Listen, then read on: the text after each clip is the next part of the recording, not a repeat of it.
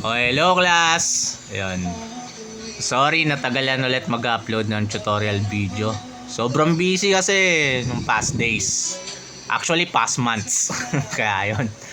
Okay, for now, ang i-discuss ko is about physics naman. Kasi nung nakaraan, puro chemistry. Ayun. Para rin to sa mga students ko ngayon na nagtitake ng general physics. Ayan, para may guide sila para sa upcoming exam nila next week. Ayan, i-discuss ko is about kinematic equations of motion. Okay, para saan ba yung mga formulas na to, no? Unang-una class, ginagamit tong mga formulas na to, itong apat na to, for constant horizontal acceleration. Ayan. Ibig sabihin, ginagamit tong formulas na to sa mga objects or body na nagmo-move horizontally. Okay? Ayan. At constant acceleration. Ito yung mga formulas na meron tayo. Ayan. Kung mapapansin nyo, puro sa final velocity and final displacement lang yung kinocompute dito. Ayan.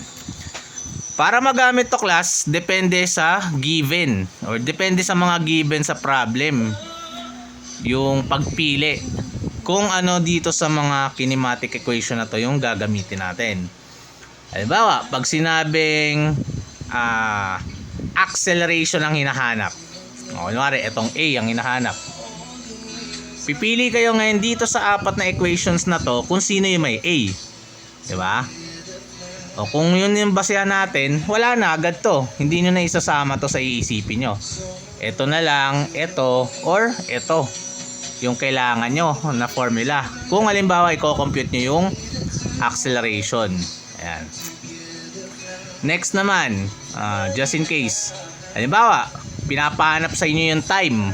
Okay, yung time naman, eto hindi na agad to kasama, hindi nyo na iisipin tong equation na to kasi wala naman ditong time na variable, walang time variable sa formula na to.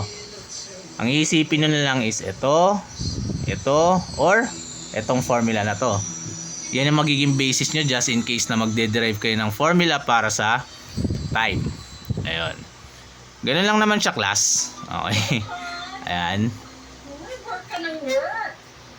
Ang importante talaga dito sa pagsosolve ng kinematic equations ay yung pagpili ng formula based sa given sa problem. Okay. Kaya important na titignan nyo muna yung mga given sa problem para alam nyo kung ano yung mga formula dito na gagamitin nyo sa pagsosolve. Ayun lang muna for now. Next video, mag-example ako.